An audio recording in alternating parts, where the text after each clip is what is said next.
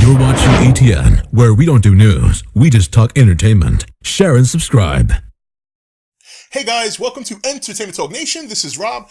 This video, we're going to talk some Arrow. We're going to review last week's episode. Now, normally, if I miss a review for whatever reason, such as being sick, I normally don't backtrack. I just kind of move forward, maybe give a small little discussion on how I felt about the review, and then move forward from there. But considering that Arrow is going to be on hiatus, and considering what happened in that episode, I definitely had to review it. Now, overall, the episode was pretty good. I was a little disappointed that we didn't get to see Adam in his outfit until the end. I was expecting to see him a little bit more throughout the show, but nonetheless, it was cool to see him. Now, you know, the biggest surprise here, let's just cut to the chase, let's not waste any time, was Rhas al Ghul telling Oliver he wants him to take his place. I was very surprised. I wasn't expecting that. And it's kind of interesting because I've had time to think about it now. And I don't know what CW is going to do. They're probably going to go the typical, well, he's a hero, so he's not going to take the offer. I kind of hope they don't. I kind of hope he takes this offer. And I mean, when you really sit down and think about it, what does Oliver really have left to live for except his sister, who now he's trying to fight the League to protect? So, I mean, every woman he's ever come across has either died or left him. Felicity's with Ray, obviously. Laurel, I don't think, is ever going to see Oliver again. I don't know if she's going to go that route again.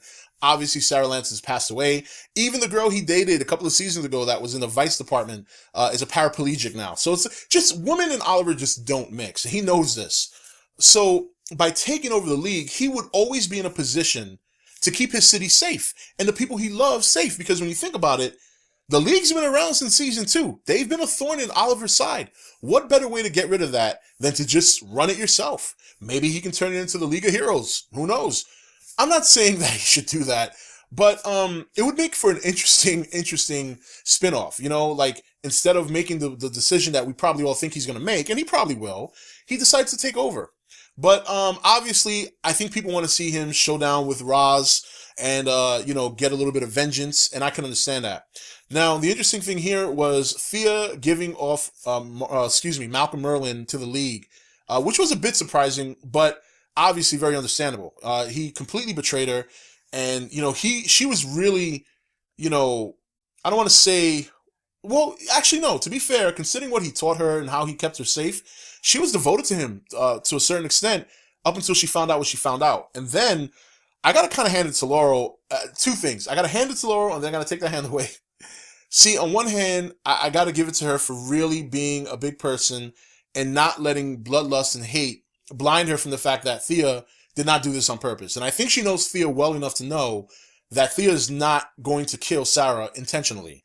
And then when she learned that Malcolm Merlyn was involved, then she goes and she tries to get revenge. I mean, really? She should know by now, at least. I mean, she doesn't know everything, but she should have had at least an idea not to fuck with Malcolm Merlyn. There's no way she's going to go in there and beat him with a cop club. And it was very embarrassing to watch her try and fight him. And Malcolm is just, obviously he's not going to touch her. You know, he'll beat up on her a little bit, but I don't think he was ever going to really kill her or do anything to seriously harm her, especially considering the relationship that her and Oliver do have, as well as the fact that Malcolm knows that right now he's working with Oliver, they're focused. But then the League comes in and snatches him away, and, you know, I thought that was, again, very interesting that Thea gave him up. And then, this is where it got a little weird for me. Then Oliver decides to go and rescue Malcolm, which to me is kind of weird. I don't think, and I like the fact that Diggle went. You know, sometimes I want to see Diggle in action more. But anyway, so when they finally went and they went after Malcolm, you know, they get captured, they fall for a trap.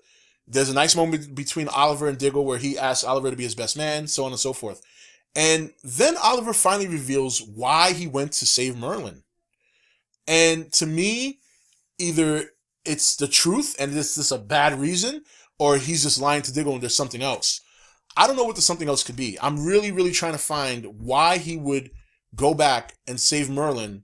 You know, I don't think getting revenge on Rhas for losing, I don't think his ego right now is the reason. It just doesn't make sense. It doesn't make sense. I know he has that personality trait, but when it comes to being the Arrow and saving people and helping people, it just doesn't make sense for him to go back and go after Rhas. So I'm a little puzzled on that, and I'm hoping that that's not the truth, because if that's the truth, I think that is kind of poorly written. Because when you really think about it, it makes perfect sense for him to just leave the League alone and let them do what they do to Merlyn. I understand he doesn't want his sister to have her soul eaten away or whatever the case may be. But you know what? She'll get over it. When you really think about it, considering what Merlin's did, I think that at the end of the day, she will look back on it and say, you know what? I don't feel good about what I did, but he made me murder somebody, and that trumps all. And then you would have the league off your back. There'll be no more Malcolm. It'll be you and your sister just like you wanted. And she can be part of the Arrow team, and you guys fight the city. You got Diggle, and now Ray's up in the mix, and it would have been all hunky-dory. But no.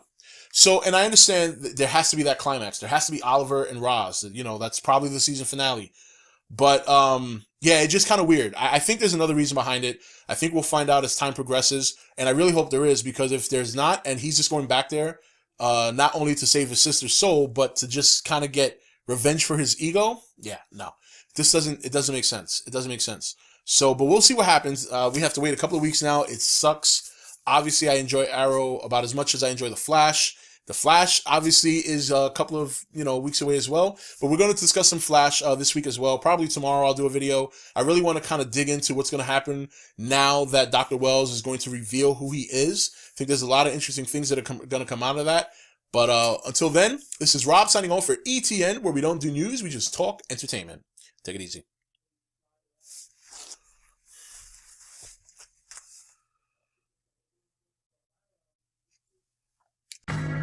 Thank you for watching ETN. Don't forget to comment, share, and subscribe. Join the nation's Facebook page to meet other subscribers or visit ETN's Facebook page and Twitter page. Links for all are in the description.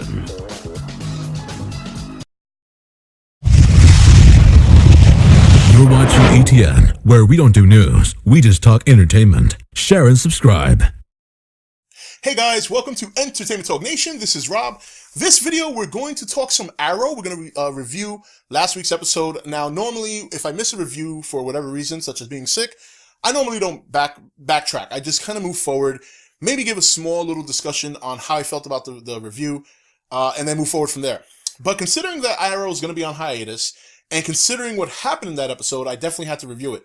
Now, overall, the episode was pretty good. I was a little disappointed that we didn't get to see Adam in his outfit until the end. I was expecting to see him a little bit more throughout the show, but nonetheless, it was cool to see him.